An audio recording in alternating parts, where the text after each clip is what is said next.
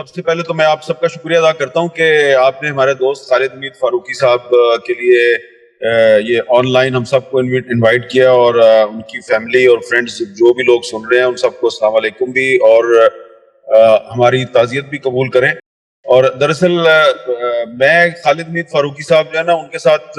وہ میرے کولیگ تھے، لیکن میری ان کے ساتھ دوستی جو ہے وہ کافی پرانی تھی، اور ابھی کچھ عرصہ پہلے ہالینڈ میں جو ایک انٹرنیشنل کانفرنس تھی فری پریس ان لمیٹڈ کی،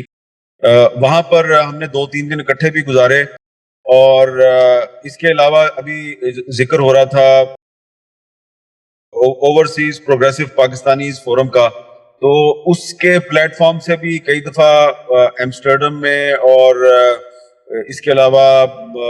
اور جگہوں پہ جو انہوں نے کچھ پروگرام کیے تھے، فزیکلی بھی میں گیا، آن لائن بھی میں اس میں شرکت کرتا رہا۔ لیکن جو سب سے اچھی بات تھی خالد حمید فاروقی صاحب کی، کہ وہ ایک بہت ہی کائنڈ ہارٹڈ پرسن تھے، اور صحافت جو ہے وہ ان کا پروفیشن نہیں تھی، وہ ان کا پیشن تھی۔ 24 گھنٹے جرنلزم کرنے والے آدمی تھے، اور کبھی بھی پاکستان میں صحافیوں کو کوئی بھی مسئلہ درپیش آتا تھا تو خالد حمید فاروقی صاحب کا میسج ضرور آتا تھا۔ وہ اپنے طور پہ کوشش کرتے تھے، اس میں اپنا کوئی رول پلے کرنے کی کوشش کرتے تھے، انٹرنیشنل فیڈریشن آف جرنلسٹ اور اس کے علاوہ پیرس میں جو رپورٹرز وداؤٹ بارڈرز ہے، تو ان کے ساتھ بھی ان کا رابطہ رہتا تھا۔ تو یہ 2-3 ایسے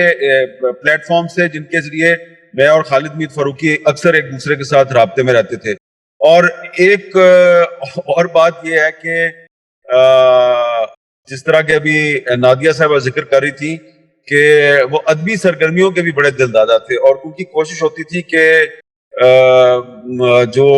پاکستان کے بڑے بڑے شاعر ہیں، مثلا فیض صاحب کے وہ بہت بڑے فین تھے، اور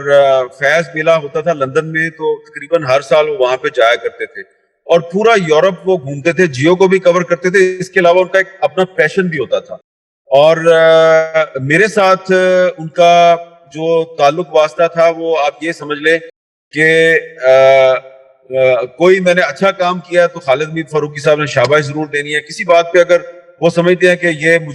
میں نے کوئی ریڈ لائن کراس کر لیا تو وہ مجھے خبردار ضرور کرتے تھے۔ اس کے علاوہ ایک بات میں جو ہے وہ کہنا چاہتا ہوں، شاید پتہ نہیں یہ مناسب ہے یا نہیں ہے، ایک آدمی نے ان کو بہت تنگ کیا ہوا تھا، اور اس کے بارے میں انہوں نے مجھے کافی دفعہ ذکر بھی کیا، اور شاید اب وہ وہاں پہ برسلز میں نہیں ہے، وہ سفارت خانے سے اس کا تعلق تھا۔ تو مجھے نہیں پتا کہ اس نے ان کو کتنا مینٹل ٹارچر کیا یا نہیں کیا، لیکن جو لوگ مجھے سن رہے ہیں اگر وہ سمجھتے ہیں کہ میری بات میں کوئی وزن ہے تو پرائیویٹلی میرے ساتھ ضرور شیئر کریں، کیونکہ میں کوئی جو ہے نا تھوڑا سا کافی دن سے ڈسٹرب ہوں۔ میں اس بندے کی میں شکایت کرنا چاہ رہا ہوں، اس کے ہائی اپس کو، کیونکہ مجھے 2-3 دفعہ خالد حمید فاروقی صاحب نے بتایا تھا کہ وہ ان کو تھریٹ بھی کرتا تھا اور پریشرائز بھی کرتا تھا۔ میں بھی یہ بہت پرائیویٹ بات ہے، لیکن کیونکہ اب وہ اس دنیا میں نہیں ہے، اور انہوں نے کبھی مجھے یہ نہیں کہا تھا کہ مجھے اس کے بارے میں کچھ کرنا چاہیے، لیکن اب وہ دنیا سے چلے گئے ہیں، تو میں چاہتا ہوں کہ اگر کوئی سمجھتا ہے تو اور وہ مناسب سمجھتا ہے تو مجھے پرائیویٹلی ضرور بتائیں، میں پرائیویٹلی کچھ نہ کچھ کرنا چاہتا ہوں اس معاملے پہ، کیونکہ یہ مجھے میرے دل میں نا ایک کانٹا سا چبھا ہوا ہے کہ اس نے ہمارے اس مرحوم دوست کو بڑا تنگ کیا ہوا تھا۔ بس میں اس سے زیادہ بات نہیں کرنا چاہ رہا، اور آپ سب کا بہت بہت شکریہ، اور سیف اللہ سیفی صاحب اگر میں نے دوبارہ کوئی ریڈ لائن کراس کیا تو میں معذرت چاہتا ہوں۔ ارے میر صاحب یہ کیسی بات کر دی جی، جہاں جتنے مہمان یا دوست احباب خالد صاحب کے موجود ہیں، یہ وہ سب ہیں جو خالد صاحب کے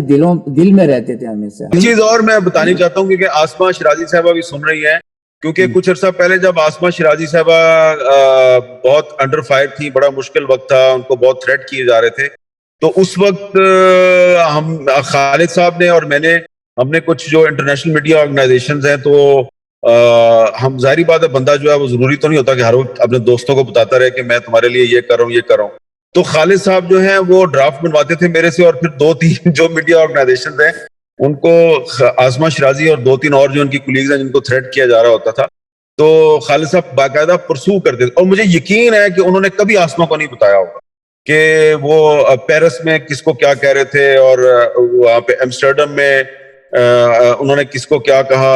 اور کون سی تنظیم کو کیا کہا، اور پھر جب ان کی سٹیٹمنٹ آ جاتی تھی پھر وہ میرے ساتھ شیئر کرتے تھے اور پھر ہم جو ہے اس کو سوشل میڈیا پہ ٹیگ کر کے ہم اس 2-3 دفعہ اس طرح خالد صاحب نے